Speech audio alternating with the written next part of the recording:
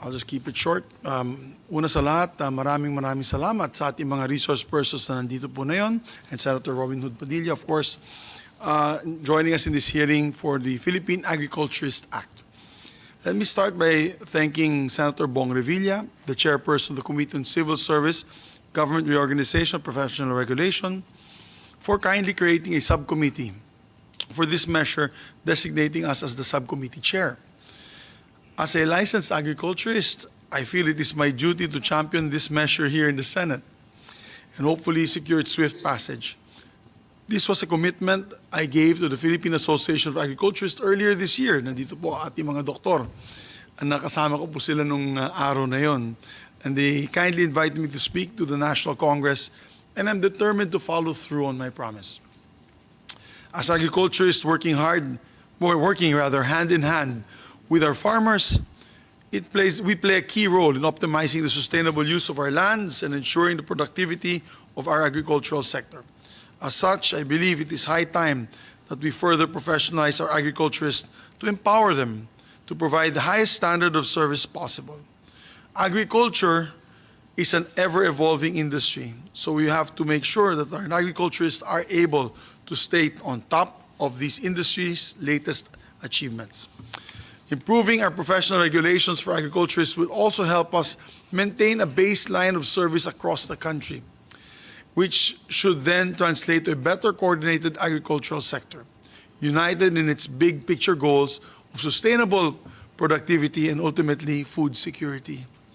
This is important especially amidst climate change as well as food supply uncertainties brought about by the volatile political conflicts abroad like what had happened sa Ukraine.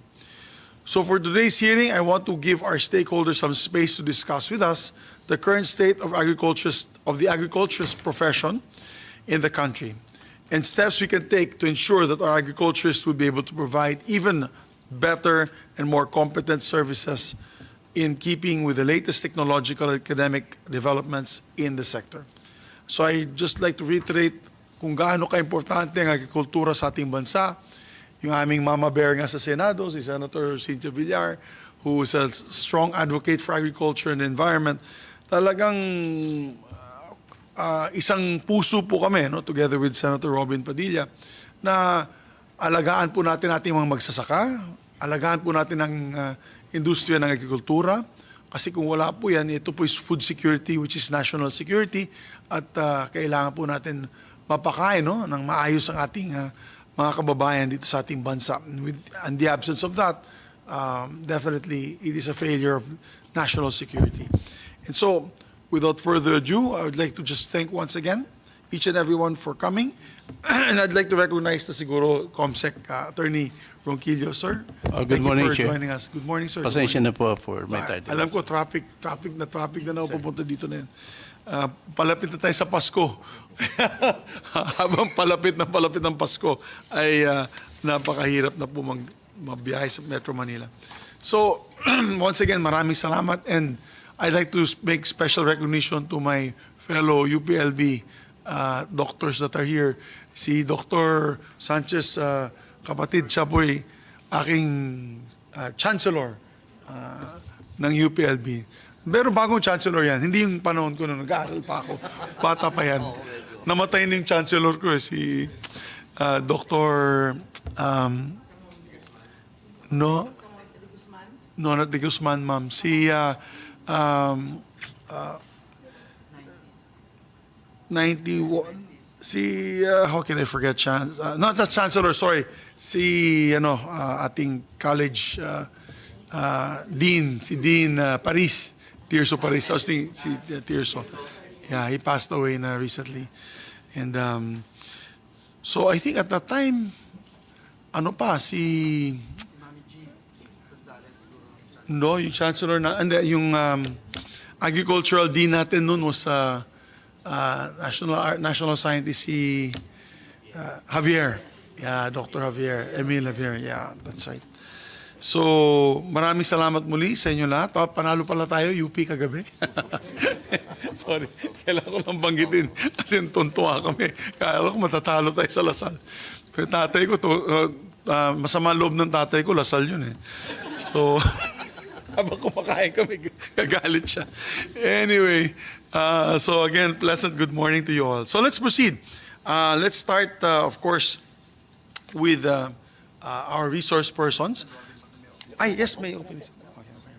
Pero alam ko si Senator Robin, champion ng ating mga magsasaka. Kasi pamilya niyan taga Nueva Ecija. At tuwing may mga panukala about farmers or, for example, yung rice tarification at yung anti-agri smuggling, very active po si Sen. Robin sa floor. Of course, fighting for the rights of the farmers at ating mga magsasaka, kanilang pamilya. So maraming salamat. So let's start off, we start off with the sector, no? Our Philippine Association of Agriculturists will move down to the different agencies that are here. What the need? Maybe do you have a presentation? Yes, sir. Okay, please proceed, ma'am. Magandang umaga po, Honorable Chair Senator Juan Miguel Zubiri and Senator Robin Hood Padilla, and to our distinguished guest, magandang umaga po sa ating lahat. So I'll be presenting, paki-slideshow please po. Okay. Okay po. On behalf of the Philippine Association of Agriculturists and the PRC, Professional Regulatory Board of Agriculture, we're going to present the status of the Philippine agriculturists across the country. So this presentation is calling for an action to enact a professional regulatory law for the agriculture profession. Next slide, please. So the outline of our presentation is we're going to map out the Filipino agriculturists in the country's workforce, the rationale for the enactment of the Philippine Agriculturist Act, the declaration of support of the PAA and PRC, Professional Regulatory Board of Agriculture, in support to the enactment of the PA bill. Next, please. So next, please. So last May 10, 2024, just this year, President Bongbong Marcos Jr. issued the Presidential Proclamation 544, declaring July of every year as Philippine Agriculturist Month. This is a testament of the President's support to the Filipino agriculturist. One of the highlights of the Presidential Proclamation is that recognizing the contributions of agriculturists and highlighting their importance through a dedicated month will honor their hard work and dedication and raise awareness about the significance of the agriculture sector in enhancing nationwide agriculture productivity and competitiveness. So even PBBM recognized the importance of our Filipino agriculturists through the Presidential Proclamation 544. Next, please. So who are the Filipino agriculturists? Sino-sino po ba ang mga Filipino agriculturists? Currently po, pag sinabing agriculture, hindi lamang po nasa farm yung ating mga agriculturists. Meron po silang mga fields of specialization on soil science, crop science, animal science, crop protection, agricultural economics and agribusiness, and also agricultural extension. Ang Filipino agriculturists po, unang-una ay ang mga teachers ng ating mga magsasaka, at tumutulong din po sila sa soil testing and mapping ng ating mga nutrients sa ating mga kalupaan. Involved din po sila as farm managers sa ating mga agribusiness enterprises. Involved din po sila sa crop improvement, sa plant breeding, plant propagation, tissue culture, landscaping, and turf grass management. Involved din po sila ang mga agriculturists sa animal disease management. Nung nagkaroon po ng African swine fever at avian flu, ang ating mga agriculturists sa isa sa mga frontliners together with the veterinarians po. And involved din po ang ating mga agriculturists sa insect, plant, disease, and weed management. At hindi lamang po sa rural areas matatagpuan ang mga practitioners na agriculture, matatagpuan na rin po sila sa urban and peri-urban areas. Next, please. So ano po ba yung demographics ng ating mga Filipino agriculturists? Currently, as of April 2024, meron po tayong 43,707 registered agriculturists across the country. Ito po yung binigyan ng lisensya ng ating Professional Regulations Commission. And kasama na po kayo doon, Senator Zubiri, as one of the registered agriculturists.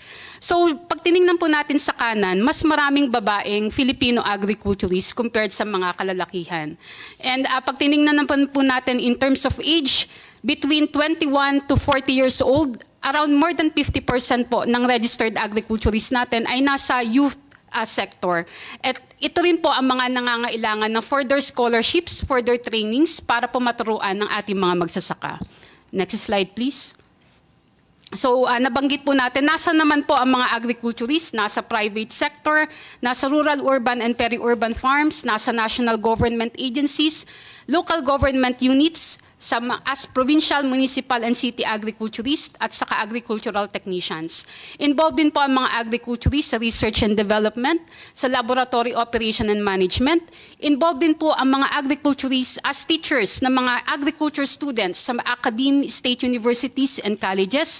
At meron din po tayong agriculturists na mga OFWs, nasa Canada, nasa Australia, lalo na po yung mga animal science graduates, sa mga dairy farms, New Zealand, opo, sa fruit picking naman po, sa mga orchards, nandun po ang ating mga agriculturists. Next slide, please.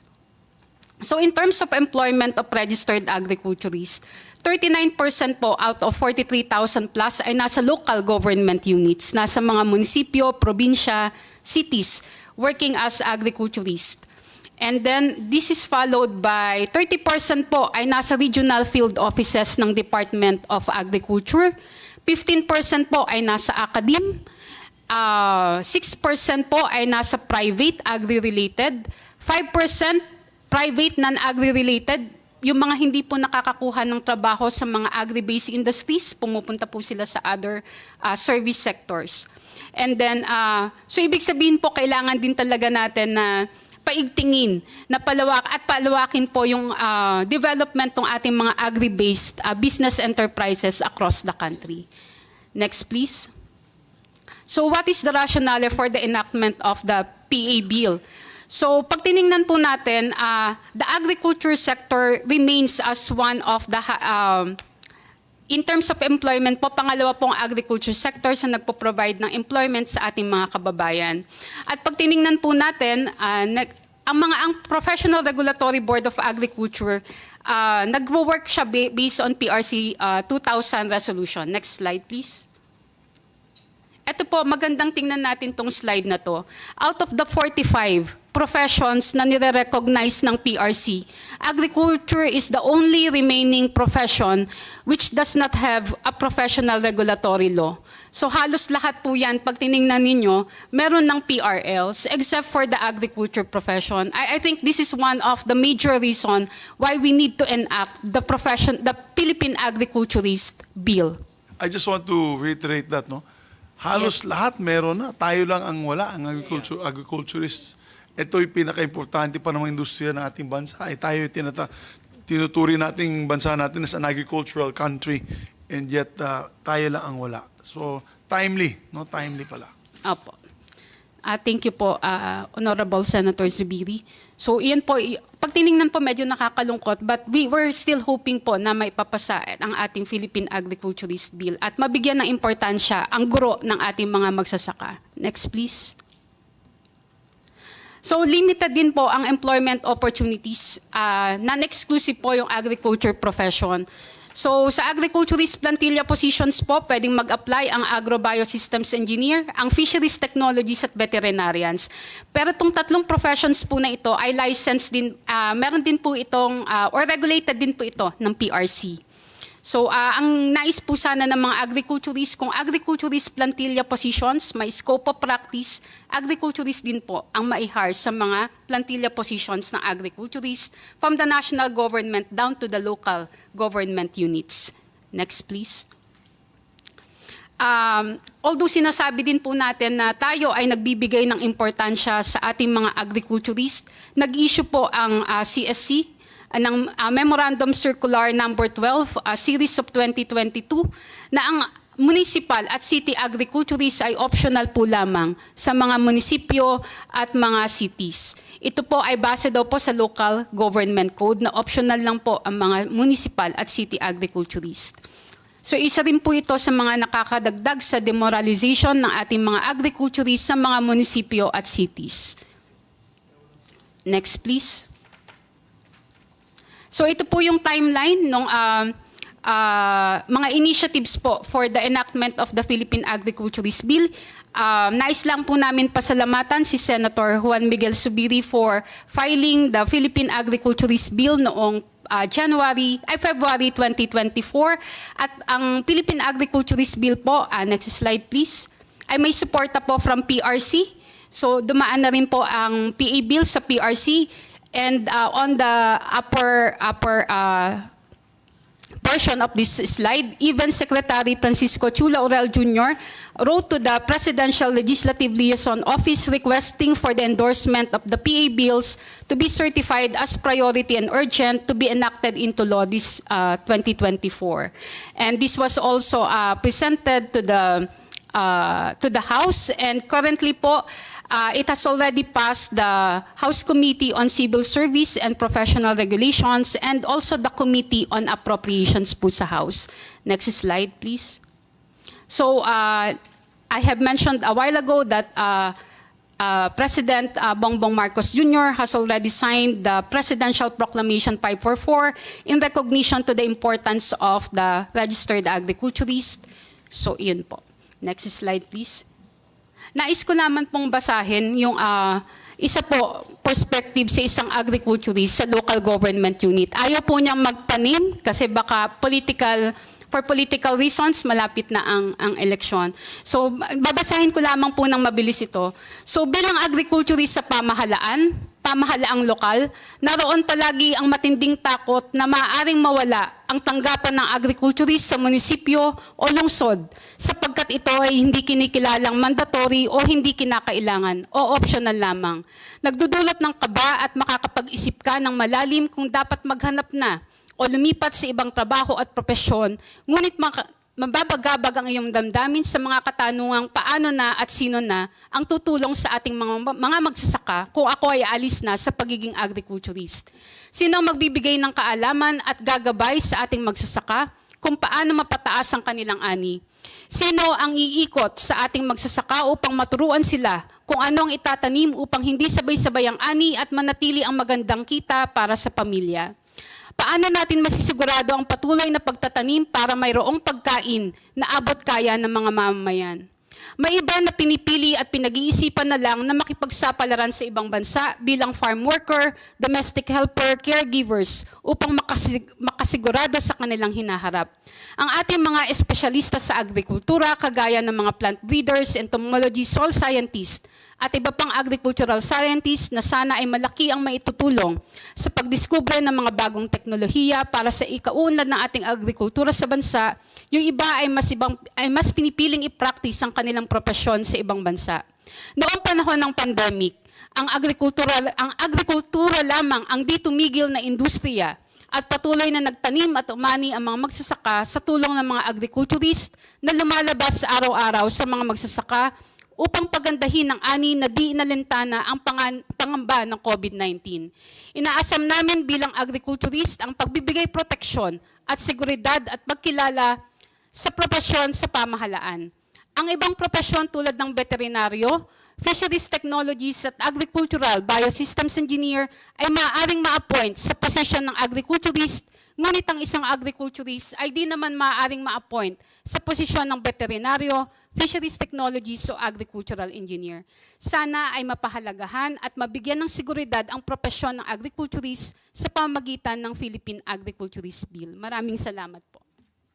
Maraming salamat, Doktora, sa statement mo na yan. And tama-tama, sinabi ko nga kay Senator Robin Hood Padilla kanina, kaya hirap na hirap po si Secretary Kiko Chu Laurel, si Secretary natin ng DA, when the local government code was approved many years ago, in the early 90s, dinevolve po yung agriculture sa ating mga local government units, dinevolve. Kaya nawala silang tao. Walang tropang DA actually, sa totoo lang. They are top-heavy. Alam po ni Secretary yan. They're almost always in the regional offices and central offices. Wala na po silang mga sundalo, ika nga, na nagbibigay po ng mga payo or as technicians na bumababa sa mga purok, sa mga sitio, kung saan nagtatanim po ang ating mga magsasaka. And because of that, nasira ang ating master plan ng agrikultura. As a matter of fact, tama po sinabi mo, you can get an agricultural engineer and put him as a municipal or city agriculturist. But we cannot do the same for our profession, no? And yung being optional nga is another problem, yung optional hiring ng municipal and city engineer. Dapat city agriculturist, dapat yan ay mandatory at dapat pumili po ang mayor sa mga licensed agriculturist, yung mga talagang may alam sa agrikultura. Nagtatawa na kami kanina dahil yung nangyayari na yon, maraming probinsya, mga syudad, mga munisipyo, ang kinukuha nila ay glorified landscaper minsan. Hindi naman agriculturist because walang requirement that it be professionalized, that there's no requirement for it to be a licensed agriculturist. So the mayor can actually choose his landscaper at ibig na magtatanim po ng bigas, ng palay, ng mais ay tinatanim bugambilya, mga bulaklak, sa amin mga bulak, sa Bisaya. So yan ang nangyayari. And when the DA, pagbaba ng DA dyan sa mga lugar na yan, yung mga datos ay kulang dahil yung hinahire nga ng mga local government units ay hindi professional. So pag tinatanong, dito sa bayan mo, ilan ba ang magsasaka ng palay, ng mais, ng tubo, ng of course, nag-aalaga ng baboy. Pag hindi professionalized yan, walang datos maibibigay sa Secretary of Agriculture. Yan ang naging frustration din ng ating Pangulo nung siya po'y nag-acting acting secretary ng DA. Sabi niya sa akin, Migs, hirap na hirap ako kasi kung saan akong pumupuntang probinsya, pag nagtatanong ako sa kanila, wala talagang maisagot yung local agriculturist, lalo na yung regional directors at umiinit na ulo niya palagi. So we have to change that, and I'm so happy na binanggit niyo po na sa halos lahat, almost 45 professionals in the country, from engineering to psychiatry to all the different professionals na graduates po natin. Ang agrikultura pa ang walang batas na nagbibigay po ng roadmap para sa ating mga ginagawa.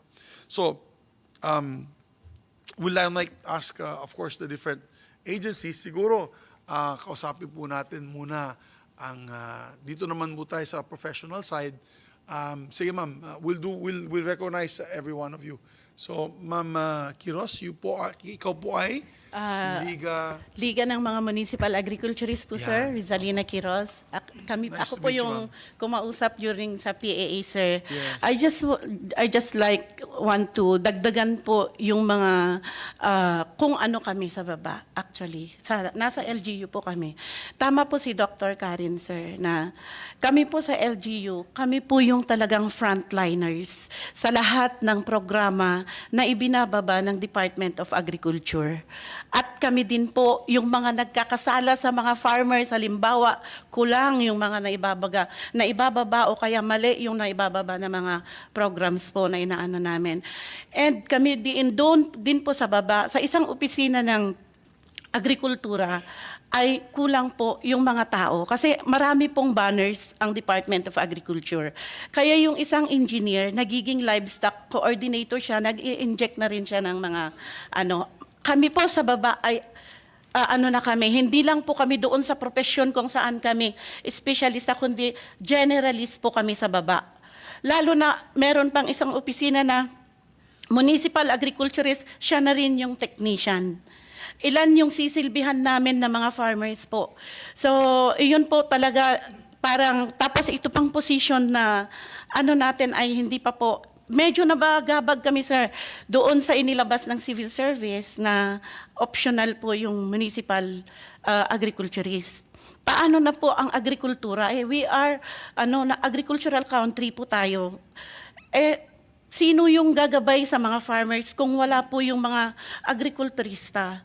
So, yun po, kaya po kami nagtulungan na po ang LEMCAP at saka PAA para naman po maisulong itong batas na ito para naman may proteksyon yung mga agrikulturista po. Halimbawa ngayon, marami na pong nagre-retire ng mga municipal agriculturist. Tapos nung nabasa ng mga HR, yung naibaba ng civil service na optional yung municipal agriculturist, parang gusto na nilang i-abolish at palitan yung ABE. Kasi ang sabi nila, itong ABE mandatory, itong sa inyo ay hindi. Pero ito po, as the president po, kapag ganun yung ginagawa ng munisipyo, talagang nagpupunta po ako doon sa mga mayors, kinakausap ko sila na iba yung function ng isang municipal agriculturist sa biosystem engineer. So, yun po, naglalagay sila ng mga OIC. Meron pa pong doon sa baba, naglalagay sila ng mga OIC, hindi na naman po yung mga talagang registered agriculturist. Ibang course yung nilalagay nila doon. So papaano mapapatakbo ng maayos ang agrikultura kung yung nakalagay doon ay mas magaling pa yung agricultural technician kisa doon sa mamumuno sa kanila. So yun po, sana hinihiling po namin sa inyo, Sir, Honorable Chair, Senator Juan Miguel Zubiri po, and of course, our Senator Robin. Wala yung kasama na namin na taga-kuya po, Sir. Hindi na payagan, kaya kami lang. So, yun po sana, tulungan niyo po kami. Thank you. Maraming salamat, Ma'am Rizalina. Actually, yan din ang narinig ko sa inyo nung nag-attend po ako ng ating convention. At talagang napakalakas po ng sigaw po ninyo na i-professionalize na talaga po natin ito para na pag-approve nitong batas na ito. So, we are here to support you. Yung mga existing na licensed professional agriculturists that are already nandun na po sa mga LGUs, municipalities, and cities. Alam ko, parang tinuturi kayong second-class citizen. Dahil nga optional, di naman mandatory. Tsaka walang guidelines kung gawin po natin yung mandatory ng bayan. Wala pang guidelines sa hiring. So, ngayon po, ayusin na po natin ito with your support. Maraming salamat, ma'am. So, let's go with the professional services. Let's go this way. Pataas na lang po para walang, Sir Jomar, kayo po ay medyo mahina na yung mata ko. Municipal agriculturist din po kayo? Quezon Province po. Sa Quezon Province. Ano pong inyong may sasabi po? Tulad po ng nasabi ng aming Pangulo ng Liga ng mga Municipal Agriculturists sa buong Pilipinas, hindi niyo po na itatanong, Senator. Last week po ay galing po kami sa Mindanao. Doon nga po kinukuha namin ang consensus ng aming mga kasamahang mga municipal agriculturists batay po sa batas na ito ng Philippine Agriculturist Bill para matulungan yung mga municipal agriculturists na sabi po ng ating Pangulo ay suportahan yung seguridad ng pagkain sa buong Pilipinas. Pero paano natin magagawa yon kung mismong yung nagpapatupad nito ay hindi nasusuportahan ng ating gobyerno? Kasi po, kaya na din po nang nasabi kanina ni Ma'am Queiroz, napakalaki po ng banner program ng ating ng Department of Agriculture. Meron pong rice, corn, livestock. Kung meron kang dagat, meron pang fishery. May mga bayan po na na-identify namin na ang tao lang sa isang munisipyo ay yung municipal agriculturist at may kasamang isang job order. Kung ikaw ay may 28 barangay na lahat yun ay agricultural area, kahit gaano kaganda ng programa ng Department of Agriculture, kung walang maayos na magpapatupad doon sa mga road area, walang tao, ang gagawin lang ng municipal agriculturist, tatawagan si kapitan, ibibigay yung ibinaba ng Department of Agriculture, pero wala nang magbabalidate, walang magtuturo. Kaya anong nangyayari po, hindi natin maating yung mataas na production kasi walang guro ng agrikultura na magtuturo sa mga makabagong pamamaraan na ibinababa ng ating gobyerno. Kaya sana po matulungan po agad kami ng mga minamahal nating senador na kaagad na maipasa po itong bill na ito. Sa baba po, lalo na po dun sa mga may karagatan, kami rin po yung masigasig na nagpapatupad ng Batas Republic Act 654 na inamiyandahan na dating 8550. Yung mga municipal agriculturists, sila pa rin yung nasasampahan ng kaso. Meron kaming isang kasamaan sa Quezon na dismiss sa kanyang trabaho dahil doon sa pagkapatupad niya ng batas 8550. 5 taon po siyang na-dismiss. Pero ang problema po, pagdating sa local government, pag nasampahan ka ng kaso, sarili mong gastos. Kasi hindi ka naman susuportahan ng local government dun sa abogado. Nanalo po siya sa Supreme Court after 5 years.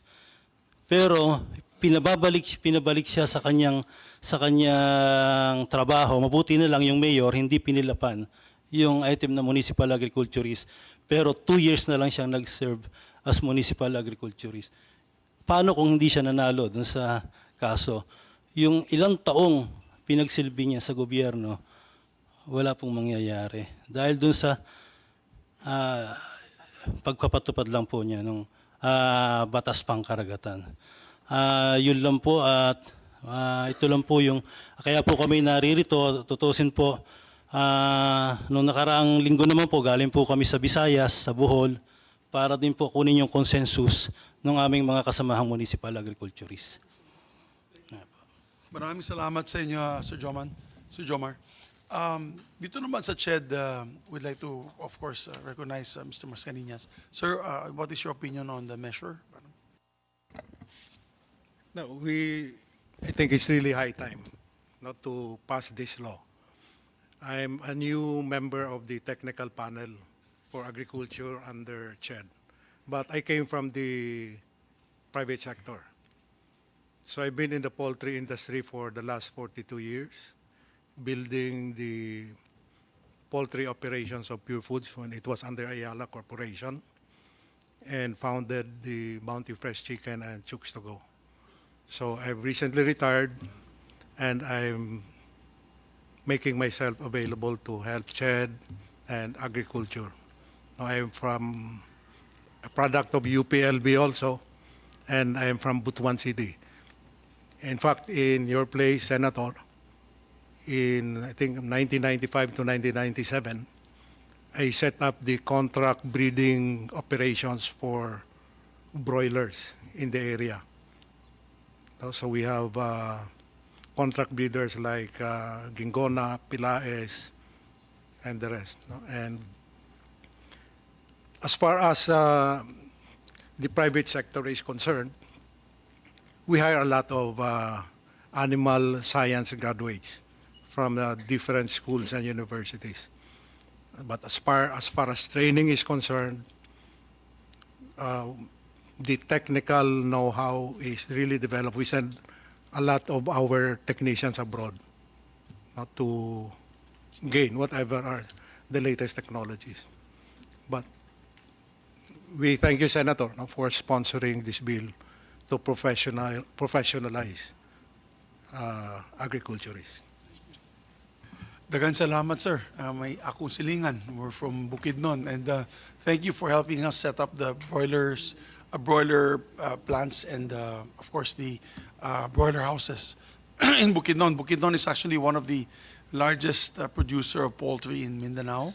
Dahil sa cool climate, alam mo yung pinakamababang elevation ng Bukidnon is 1,000 feet above sea level. Pinakamababa na po yan. Pataas yan up to 4,000 feet. So, tuwan-tuwa yung mga livestock doon pag baboy tsaka manok dahil malamig, lalo sa gabi. Gustong-gusto po nila. And we have so many locators there. Bounty Fresh is one, San Miguel's another, Gamma Foods, and several other independent producers. So, kaya malapit sa puso ko po yung agrikultura. It's not about just advocacy, it's also the survival of my province and the region. Kasi Region 10, napakaganda po ng Region 10, Northern Mindanao. Sila po ang gateway to the Visayas. So lahat ng halos na pinoproduce na agrikultura sa Region 10, which is Cagayan de Oro, Bukidnon, Misamis Oriental, Occidental, Lanao, Del Norte, sama namin. And of course, Camiguin for their lanzones. Ay na-export yan po sa Visayas because may direct Roro palagi for Bohol, Cebu, talagang gateway po siya. So I think we thank CHED for their support, and we'd like to recognize the chairman of the technical panel, Dr. Glenn Gregorio, for your comments, sir, on the bill. Yeah, thank you very much. Good morning sa inyong lahat. Na-mention na lahat, nandun na, excited tayo lahat at especially agriculture is knowledge intensive. Sabi ko nga, ang maging agriculture ay mahirap ito. Mabuti nga yung sa tao, matatanong mo, kailan ka inubo, kailan ka lalagnatin. Ikaw, manguhula ka ngayon sa halaman. Ano bang sakit nito? Gutom na ba ito? So, it's very daming hulaan mo kasi very risky siya. So, ang dami naming inaral dito. But professionalization of agriculture is very important. I work with the different countries din sa Southeast Asia at tayo ang mangunguna tayo maging professional ng agriculture.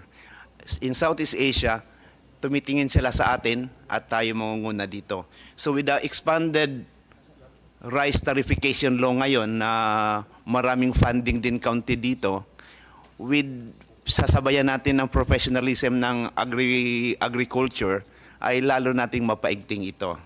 Yun lang siguro, at kung maging professional ng agriculture natin, maging appealing na sa mga youth ang pumunta sa agriculture kasi license na yan, appealing na, sexy na agriculture sa ating mga kabataan. So dadami ng sigurong pupunta sa agriculture. Maraming salamat. Maraming salamat, Dr. Glenn. Actually, pinapakita ko kay Sir Robin yung may app po ako na picture this yung para sa mga halaman. Kasi I'm a parang amateur horticulturist. Mahilig ako sa floral vines and plants. E pag may nasisira na mga dahon, ganun, meron na pong app na pwede mong gamitin, picturean mo lang, lalabas yung variety of the plant, the genus, and then also the problems, how to take care of it. Pero, you know, of course, that will make life easier for agriculturists, but at the end of the day, we need educated agriculturists, basic education on agriculture. So, tanong ko lang, Doc Len, mga ilan pong universities and colleges are offering agri-courses all around the country? Just a ballpark figure. Sa SUC siguro natin. No? Siguro we have, sa estimate ko, mga 74 to yung directly may course ng agriculture, 74 college and universities na nag-offer nito. At yun din ang challenge natin dito ay kakaunti ang uma-attend ngayon with, as I mentioned, with professionalization of agriculture, magiging sexy na agriculture. Agriculturist na ako ngayon, professional na ako. So yun ang tingin natin. So maging sexy na agriculture, marami na tayong mga kabataang pupunta doon. Tama po kayo dyan, Doc Len. Ano mo, last trip ko sa New Zealand, dala ko po buong pamilya ko, sa airport, ang dami ko nakasamang taga-LB, taga-CLSU. Sir, Sen, alam ko agriculturist ka. So, kami po graduate po ako ng CLSU, Animal Science. Nandito sila, dun sila sa New Zealand. Nag-aalaga ng tupa, sheep, ng cattle, and may mga taga-Bukid nun din, mga kababayan po natin, Doc Len, no, na taga-Bukid nun. And sabi nila, Sen, matagal na kami dito.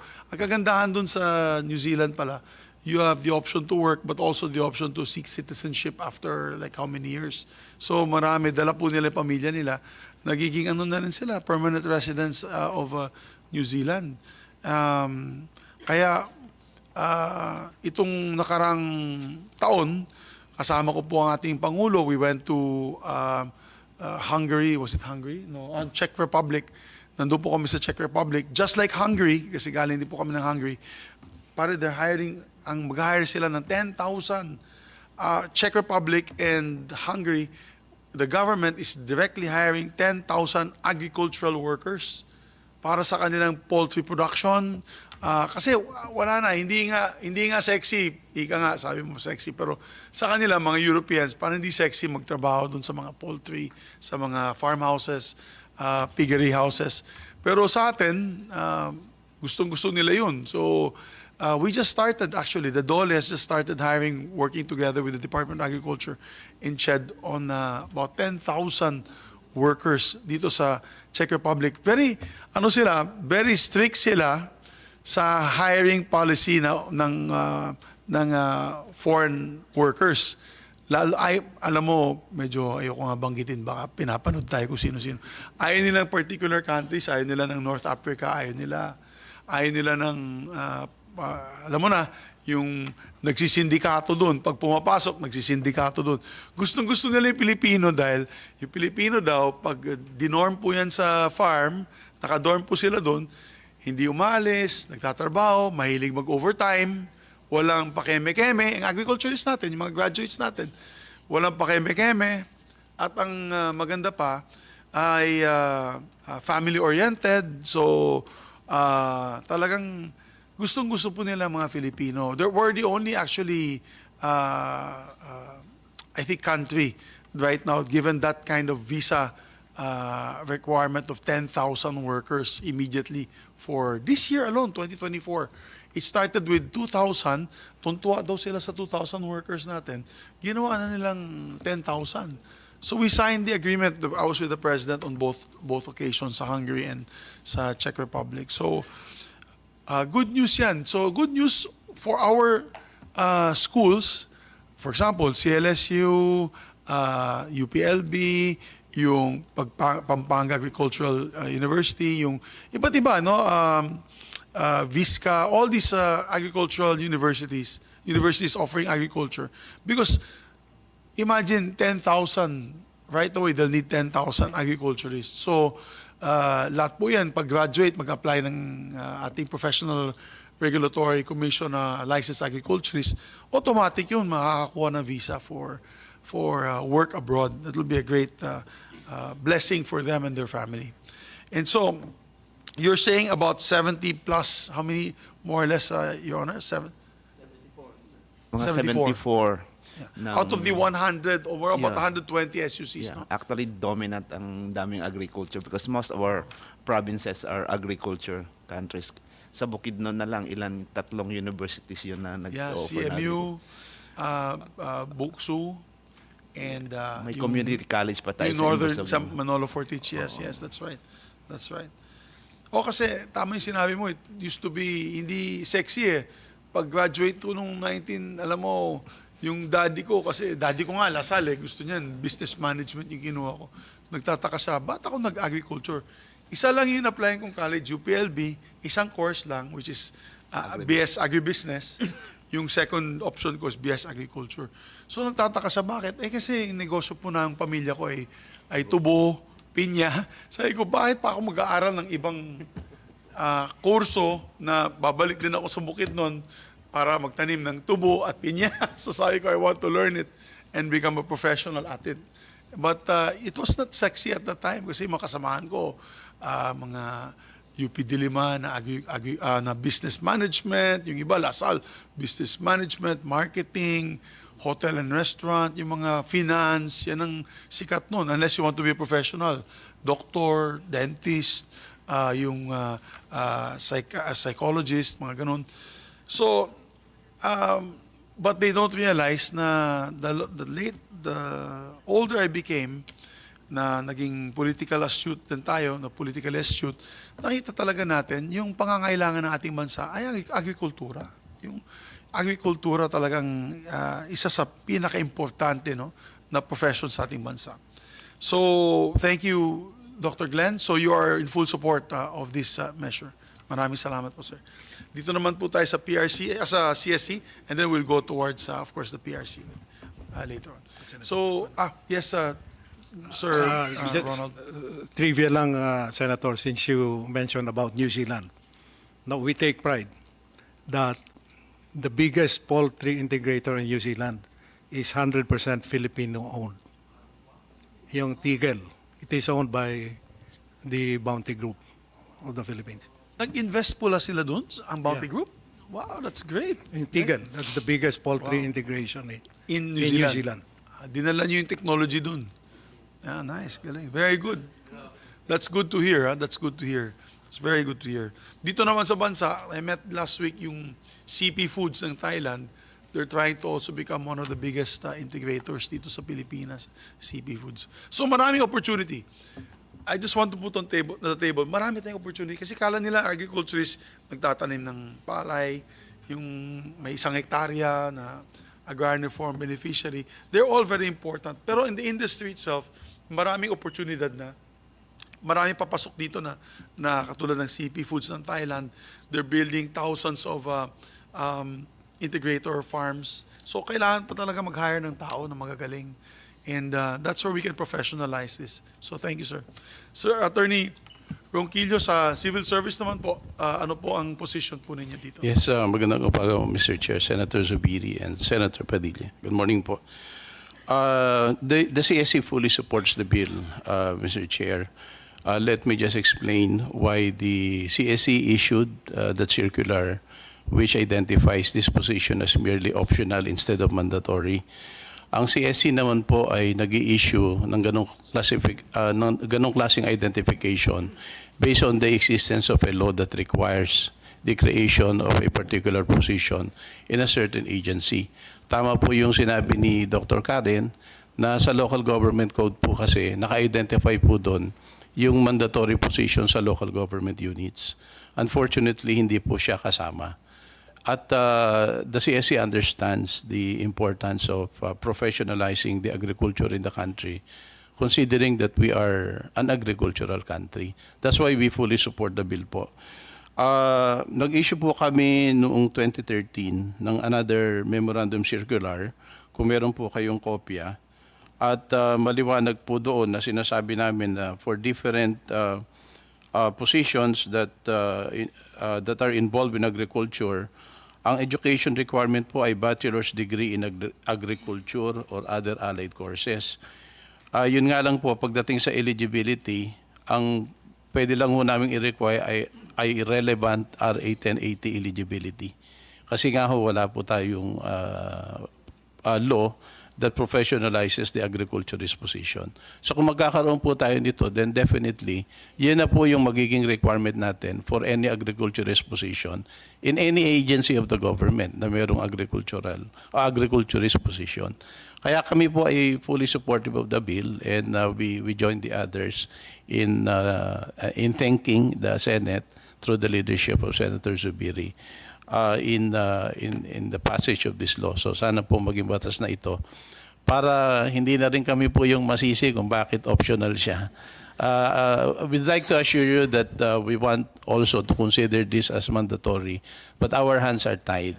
So and this law will help us grant your request to make this mandatory. Yun lang po, Mr. Chair. Thank you very much, Attorney Ronquillo. Actually, hindi naman kayo biniblame nila. Nung nag-uusap-usap kami, yan din sinabi ko sa kanila when I was in Los Baños. Was it LB or saan tayo or was it? ICC po, Senator. Sa PICC. Opo. Graduation ng isang... Oath-taking po ng mga oath-taking newly natin, registered. yeah. So, ang sabi ko nga, hindi naman po nila kasalanan kasi wala pa tayong batas na inaamenda yung ating local government code. Because once we pass this law, technically we're amending the local government code on this particular item, which is the licensed agriculturist. So salamat, Attorney Ariel. It was very good to have you here. Thank you for your positive view on the issue. Salamat po, sir. So dito naman po tayo, ma'am, sa ATI, Director Recoter. Ma'am, good morning po. Yes, Mr. Chair, good morning. Senator Mig Zubiri, sir, and Senator Robin Padilla, and to the rest of the members of this body. Allow me to read two statements of support, Mr. Chair, from the ATI and from the Department of Agriculture. The Department Legislative and Liaison Office has authorized me to read the statement from the Department of Agriculture. For ATI, ATI would like to express its support for the passage of the proposed measure as it further strengthens the professionalization of the practice of agriculture in the country. The Institute lauds the intention of the bill that advocates for registered agriculturists to occupy technical plantilla position in agricultural offices, both at the national and local governments, as well as the standardization of the registration, licensing, and professional development processes of agriculturists in the country. Our office, the Agricultural Training Institute, as the capacity builder, knowledge bank, and catalyst of the agriculture and fisheries extension system, considers the professionalization of agricultural extension workers, including licensed agriculturists, as one of our main thrusts. Being an accredited continuing professional development provider or CPD provider, by the Professional Regulation Commission, in which our central office, together with our 15 regional training centers and the International Training Center for Pig Husbandry, are continuing professional development providers also. The ATI, for the past 5 years, from 2019 to 2024, as of October 30, 2024, has provided 1,259 trainings which were accredited by the Agriculture Council, and of which a total of 29,670 licensed agriculturists as participants trained on topics related to agricultural production and other segments of the food value chain systems, enterprise development, as well as clustering approach. Second, upon review of the provisions from the mentioned Senate bills of course, Senator Subiri and Senator Ramon Revilla, the ATI would like to provide the following inputs for consideration. Related to the qualification of applicants for examination, it is suggested that a provision be included about a special program to be established similar to the provision about the refresher course for an examinee who fails to pass the examination thrice. This special program shall cater to individuals who are graduates of agriculture-related courses such as agricultural economics, agribusiness management, and others, but do not meet the required minimum of 36 units of agriculture subjects covering the 6 foundation subjects, namely crop science, animal science, soil science, crop protection, agriculture economics, agribusiness, agri-entrepreneurships, and agriculture extension and communication. This is provided that these individuals are employed in government agriculture-related offices and hold positions with agriculture functions, deemed, of course, acceptable by the board. Just to inform the Honorable Senator, based on the Agricultural Training Institute profiling of agricultural extension workers in 2021, and we're currently updating this with our unified extension system, online agricultural extension workers registry system. There are about 13,057 agricultural extension workers across the country, and we sampled 1,715 of this, which is only 11% out of the 13,000, and the registered agriculturists are 1,442, or 11% of the total. So maybe there are more who are not registered agriculturists. That's why this special program is being requested to be considered as one of the provision. And just also to inform the Honorable Chair that based on the profile of these agricultural extension workers, they cover at least 10 barangays in their area as their area of coverage, and about 500 farmers or more. Another provisions that we would like to consider is on Section 32 of SB number 2535. There is also a need to clarify whether the proposed minimum base pay of a registered agriculturist working in the government of salary grade 13 will also cover existing personnel already holding agricultural-related positions in government, or only for new agriculturists hired after the effectivity of the Act. Further, assuming that minimum base pay of salary grade 13 will apply to the agriculturist 1 position, which currently is a salary grade 11, while the succeeding higher positions such as agriculturist 2, senior agriculturist, supervising agriculturist, and chief agriculturist also have corresponding salary grade increases. Related to this, it is suggested that the position titles and the salary grade levels under the agricultural development, as listed in the Index of Occupational Services, occupational groups, classes, and salary grades, be reviewed. This is to ensure that appropriate salary grade adjustments will be made for all agriculturist-related positions. Given this, the ATI reiterates its support for the passage of the proposed measure. Rest assured that ATI will continue to be an active partner in the country's continuous empowerment and agriculture professionals. May I also read, Mr. Chair, the position of the Department of Agriculture. The Department of Agriculture recognizes that one of the key factors in enhancing agricultural productivity is the improvement of the welfare of registered Filipino agriculturists who are primarily responsible in providing technical assistance to farmers, fishers, and food producers.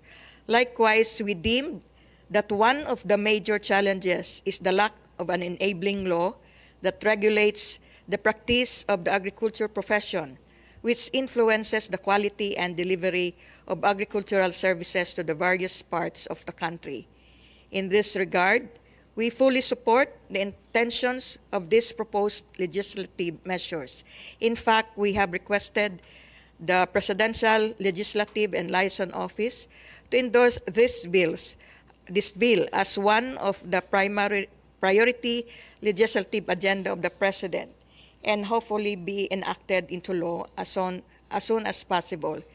This is very critical considering the major thrust of DA to improve food production and modernize the agriculture sector, particularly the agriculture workforce.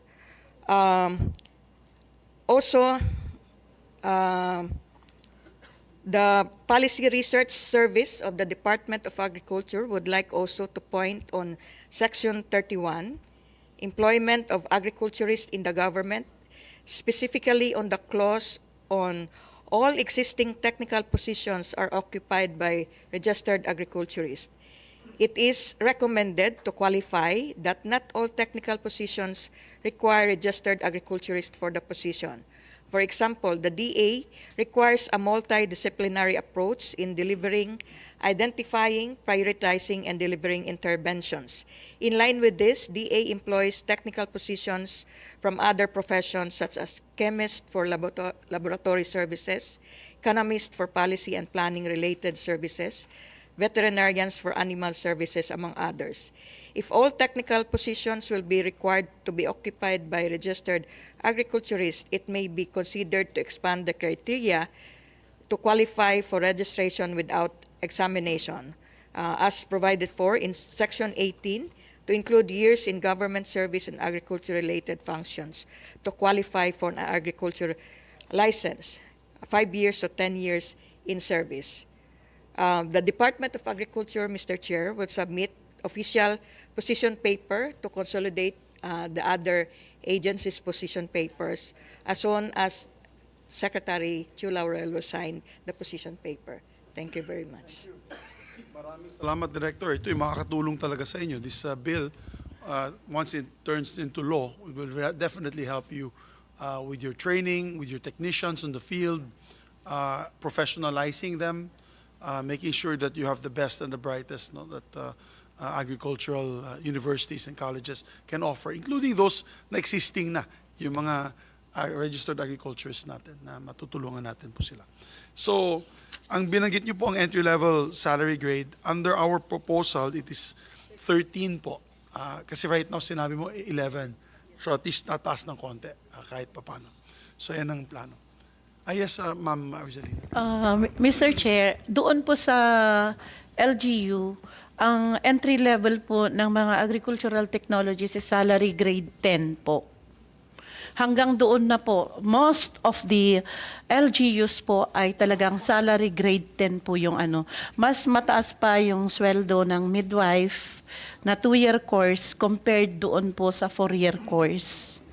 Kaya nga marami nag-abroad na na registered Yes, agriculturists. Mr. Chair. Mas maganda sweldo dun.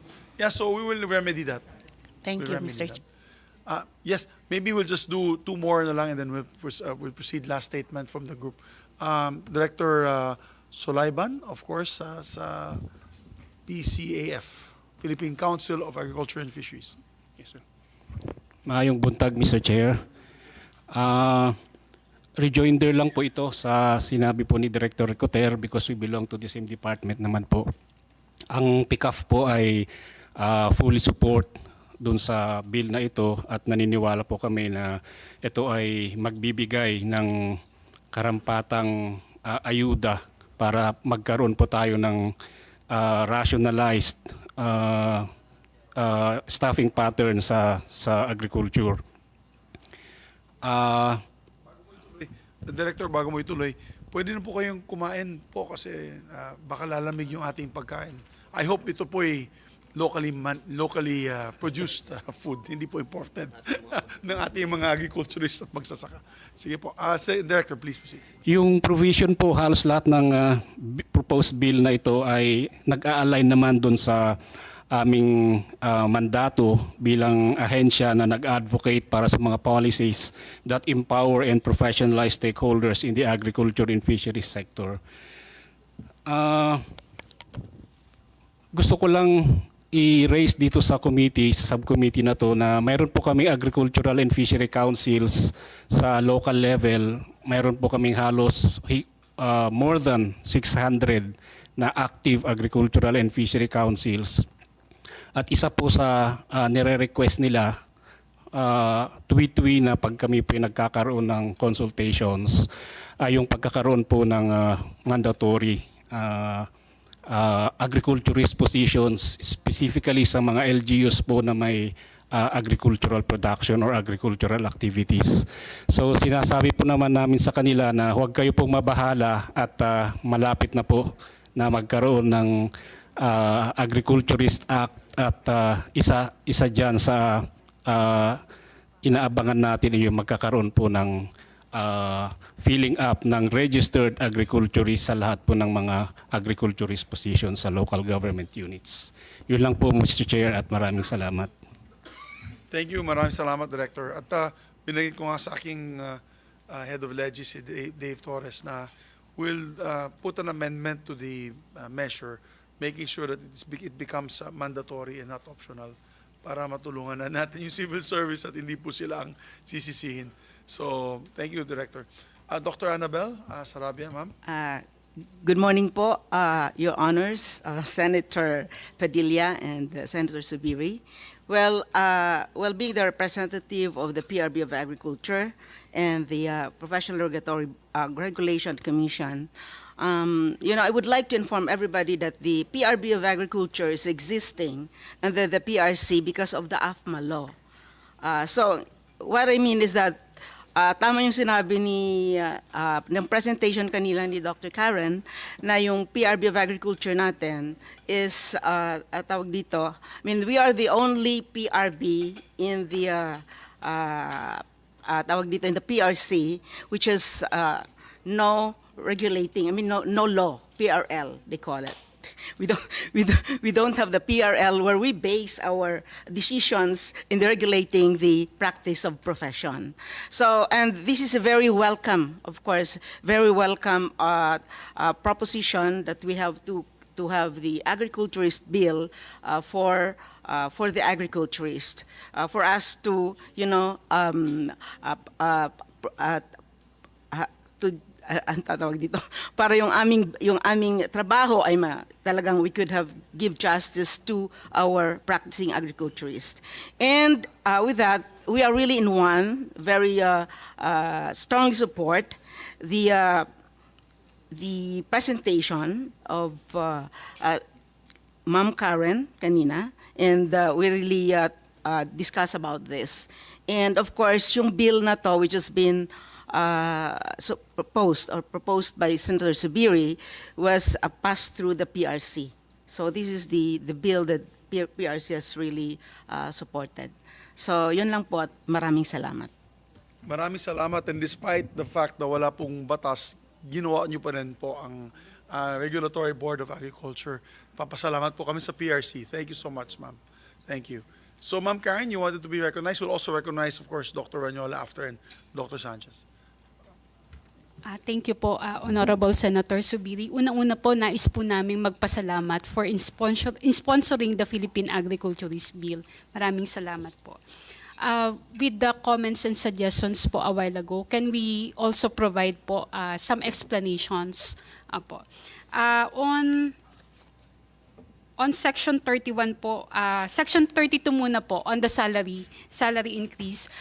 The Philippine Agriculturist Bill was also deliberated by the House Committee on Appropriations last November 26, and this particular provision po was omitted in the House version. It was not approved by the Committee on Appropriations po sa House, but we're requesting po kung may possibility na ma-include po yung salary increase, of course in consultation po with the Department of Budget and Management. Regarding po the salary grade, the proposal was to increase it to salary grade 13. This is based on the existing salary of Agriculturist 1 in the national government na SG 11 po to SG 13. But in the local government unit, there is a position as agricultural technologist, which is SG 10. So we can propose po na from SG 10, the agricultural technologists will be moved to SG 12, and then for the Agriculturist 1, SG 11 to 13. Yun po yung isa po naping pinopropose. And then for the employment of agriculturists in the government on Section 31, the DA mentioned that there are other technical positions in the Department of Agriculture that are working in collaboration with the agriculturist. So based po naman po sa ating Philippine Agriculturist Bill, only those plantilla positions na agriculturist po yung pangalan. Yun po ang mag-occupy ng registered agriculturist. But we know that there are other technical positions like development management officers, what else, Ma'am Remy? Medyo marami po yun. Chemist, engineers. So they will retain their technical plantilla positions po. But ang pangalan po talaga ay agriculturist 1, 2, senior agriculturist, supervising agriculturist, and chief agriculturist. All those will be occupied by a registered agriculturist, including the agricultural technologist. Opo. And may isa na lang po kaming provision po na for clarification din. For the registration without examination, when this was filed po last February, naging ongoing po yung mga consultations sa iba't ibang sector throughout the country, and may mga discussions po na nag-arise. For example po sa registration without exam or license without exam, ang kinover lang po dito lahat ng mga gumraduate before the enactment of the AFMA 1997, and then may 5 years work experience 1992 and below. So basically this grandfather clause in AFMA covered those who graduated from 1992 and below with 5 years of experience until 1997. Pero may mga queries po na nag-arise. Paano po yung mga gumraduate from 1993 to 2002? Nagsimula po ang licensure exam for agriculturists in 2003. So magkakaroon po ng problem yung mga gumraduate between 1993 to 2002 na may MS and PhD na po, mga postgraduate studies. So iyon po, aside from the grandfather clause, may we also propose that license without exam could also be given for those who have graduated 2003 and below prior to the start of the licensure examination for agriculturists. Thank you po. Thank you po. May add pa kayo, Sir Bert Thank you. and Yes, Sir Dr. Dildo. Maniolo. Opo. Thank you very much, Karen. Thank you very much, Sen. Mig Subiri and Sen. Robin Padilla. Kasi when I joined the organization many years back, we've started already working on this bill, pero we did not get much support. That's why very thankful to you that you have given us this support. Kasi without this, the support that you have, it would, I guess, naisip ko ganun na naman mangyayari, no? Every time, laging nako-close ang session, wala na. Anyway, last like a week or two ago, I was in the Visayas State University. I was invited to be a plenary speaker dun sa PAEDA. I think you know PAEDA, Philippine Agricultural Economic Development Association. I presented this bill, proposed bill, plus of course about the association. And there was an open forum. One of the things that was raised was, how about us? Kasi mga agriculture economists na to, no, but their BS was not in agriculture. But they're working in agriculture as agriculture economists. So ang tanong nila, how do we get the license? Kaya I raised it with Doc Karen here that we could reconsider that. Kasi nasa agriculture profession na sila. Marami namang ganyan no? Na ang BS nila wala sa field na yon, pero doon na sila nag-specialize, and sila, in fact, sila nga ang mga kilalang-kilala sa field na yon So this is one of the things I said. I think that we should reconsider sa ating bill. Paano natin i-state yan sa bill?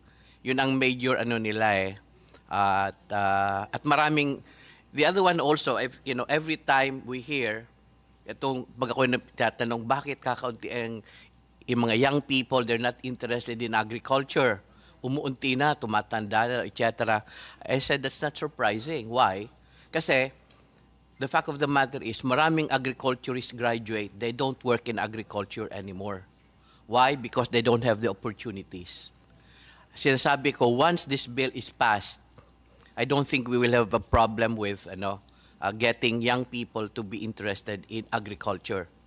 Isa pa, pag ako may interview ako sa radio, kinokorek ko kasi ang tingin nila sa agriculturist, parang farm worker.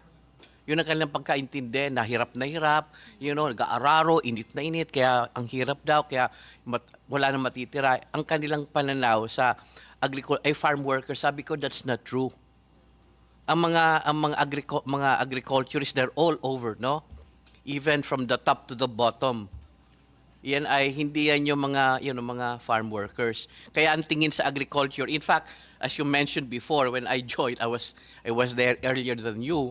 Ang tingin ako'y tinatanong bakit daw pumasok sa agriculture. Sabahan tayong mga klasiko, pumuntang Ateneo de Manila, kumuha ng law, kumuha ng ganyan. Ako'y pumasok daw sa agriculture. Kaya pag umuwi ako, binibiro ako. Nasabi sa akin, bakit malambot pang kamay mo? Biro sa akin mga klasiko. So because that's the impression. But I think with this one, we'll correct, this is a profession.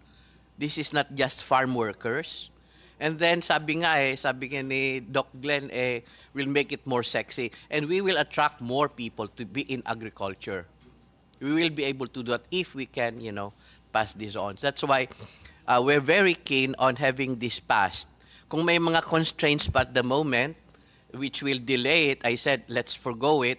And then, we'll put that in the amendments later on. But we'll work very hard on that also. Pero we just have to pass it.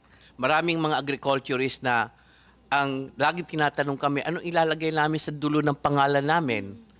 Kasi pag engineer, nakalagay sa dulo, ENGR, no? Kami din, we trained as, we're trained as well as them, but we don't have anything in the end of our name. So yan yun ang mga na-erase sa amin. Kaya lagi kaming kinukulit ng mga agricultures all over the country kasi our organization has, we have chapters all over the country. So kaya maraming lumalapit din sa amin, no? Pag kailangan sa agriculture, lumalapit sa amin kasi we have linkages all over the country. So this bill actually will, I think it will do a lot. Kasi laging sinasabi natin, laging focus is agriculture, etc., etc. But again, as you saw later on, the support is very limited to the agriculture professionals. So I think it's very high time talaga maganda sana kung gawing priority bill na ito. Talagang mailusot na kasi ito nang natitira nawala. So with that, thank you very much. Thank you, Doc. At tama ka po dyan sa sinabi mo. At alam mo, maraming hindi nakakaalam, maraming Nobel Peace Prize winners for science that are agriculturists. genome-based studies. Yung International Rice and Research Institute, kapatid, sa IRI, nung nag-aaral po kami, lahat ng mga tao doon nagtatrabaho, puro mga technician yan, the top, best of the brightest all over the world when it comes to plant breeding, plant science. Diyan nila nagagawa yung drought-free, drought-resistant rice varieties. Doon nila naman po, meron din sila yung flood-resistant rice varieties, yung pest-resistant, yung pati yung OPM o yung pest management, IPM, Integrated Pest Management. Lahat yan, science yan eh. So, tama po kayo, akala nila tayo nag-aararo, tayo nagpapakain ng baboy, tayo nagpapakain ng manok. That's part and parcel, but there's a science to it, which without us, agriculturists, without the farm workers that are working in the farm, wala po tayong nakain kare-kare na yung araw na to. At lumpia. Nag-import na lang tayong pagkain sa Estados Unidos or sa iba't ibang bansa. Sa China po, magiging China po galing ang pagkain natin. So, even the vegetables, even the corn. So, yan po ay grown by our, I make that as an example, the food that we're eating now are grown by the hands of our agriculturists in our country. And yet, sabi mo nga, tama po kayo, wala pang batas para sa kanila. So, this is about high time talaga. So, Chancey, kayo naman po, Dr. Sanchez. Mahirap magsalita pag lahat nagsalita na at nasabi ng lahat. Oh, yes. Okay. Of course, on behalf of the Philippine Association of Agriculturists, I would like to sincerely thank Senator Robin Padilla, of course, our co-alumnus UPLB, Senator Migs Subiri, for really supporting the PA bill. This is a landmark bill for all agriculturists. And if I may say, this is a bill that would guarantee the next craft or generation of Philippine agriculturists. Because this would make agriculture, as we want to say in the College of Agriculture and Food Science in UPLB, we want to make agriculture cool again. Di ba, nung sa sinabi ni Dean Pids, Ronald? So we want to call agriculture, agri-culture. So coming from yung making agriculture sexy. And alam nyo naman, nung early 70s, 60s, kaya tinayo ang IRI sa UPLB and even CIRCA in the late 60s, kasi #1 tropical agriculture university ang UDLOS Baños. Kaya it is upon us, of course, UPLB alumni, to make sure that this PA bill will pass the soonest possible time and hopefully during the 19th Congress. So yun ang aming parang motto that we need to pass this PA bill as soon as possible time. Thank you. Maraming salamat, Dr. Sanchez. Thank you so much. Senator Robin. Chairman, una po, gusto ko pong saluduhan ang aking lakan. Alam niyo po, ang tawag ko po kay Senator Mig Subiri, lakan. Dahil yan po ang tunay na martial artist po eh. Talagang namin yan, champion po yan sa arnis. Opo, alam niyo ang isang tunay na arnisador, agriculturist. Opo, sa pagka tiningnan niyo po historically kahit sa ibang bansa, kahit sa Japan, yung mga magagaling na samurai warrior, agriculturist, hindi kailangan meron kang koneksyon sa kalikasan, sa pagtatanim, pagka martial artist ka. Kaya talagang lakan, ako'y saludo sa iyo talaga, boss. Talagang pamumuhay mo talagang discipline. Opo. At sa mga narinig ko pa, wala na po sigurong dapat pa tayong pahabain dahil sabi nga nila, food, do not delay. Kaya naniniwala po ako na hindi ito madidelay. Itong panukala na ito po ay maisusulong kagad. Kaya ako po I move to approve on committee level SB Senate Bill 1544 and Senate Bill 2535. I so move, Mr. Chairman. There being no objection, we now like to, maraming salamat, Senator Robin Hood Padilla, lakan din ito. Kasama ko din to sa martial arts sa Pilipinas. Arnis practitioner din yan. And others, pati Indian martial arts, ginawa mo. Kaya kami magkapatid eh. And I'd like to thank all the resource persons. Gagawin na po natin na yun with the motion of the good chairman, of the good member of the committee, Senator Robin Hood Padilla. The committee report will be prepared, but we'll set up a technical working group so that we can add the amendments, ma'am, that you would like to add. But can we do it post-haste? Can we do it quickly? Because I would like to, this is my timeline, I would like to sponsor this on the floor on Wednesday. Ganon kabilis. Kasi wag na natin i-delay pa. Sponsor, do not delay. Sinabi mo, do not delay. Food ito do not delay. So we'll sponsor this on Wednesday afternoon with the permission of the Senate President. And then pagbalik po natin, we can tackle it, interpellations and amendments. Kasi pagbalik po natin, we only have 4 weeks left. 4 na linggo na lang. So bago national and local elections dito sa midterm elections natin. Pero kaya natin po yan. Basta ma-sponsor ko na po siya ng Wednesday. Pagbalik natin, debate, amendments, at ma-approve na po natin within maybe on the second week of coming back. Maybe end of January, kaya na po natin ito tapusin. Ang importante lang po, ma'am, sirs, you have to follow up sa House of Representatives para hindi po ma-delay doon. So, mangyayari, we'll have a quick bycam o baka adoption na lang on whose version is better. So, I would presume our version will be better. So, galing tayo eh. Kasi mas open tayo sa amendment eh.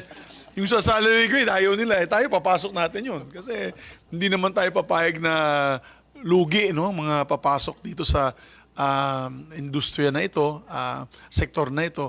Kasi kung hindi nga natin gagawing cool, hindi po natin gagawing sexy, itong panukalang ito, itong industriya na ito, mag-abroad din sila eh. Mawawala tayo, we will have a brain drain. Because as I said, they will hire 10,000 in Hungary, 10,000 in Czech Republic, tapos yung ongoing yung hiring ng New Zealand, ongoing hiring ng Australia, lalo sa livestock. Walang maiiwan talaga dito. All our agricultural colleges will just be churning out OFWs instead of dito sa ating mga LGUs, dito sa ating mga DA, nangangailangan po ng mga top and brightest students. So, maraming salamat. Congratulations to you. We will do this. Tapusin po natin. Without any more comments, is there a motion to adjourn? I move, Chairman, for adjournment. Thank you. So this hearing is hereby adjourned, and we ask the Secretariat, Ma'am Jane, together with our team, to already come up with the technical working group, maybe the next 2 days, and a committee report. Oh, na yun na. O sige. Habang nandito na po kayo, baka pwede nyo na maibigay inputs nyo. Doc, kaya ba? Kaya ni Doktor.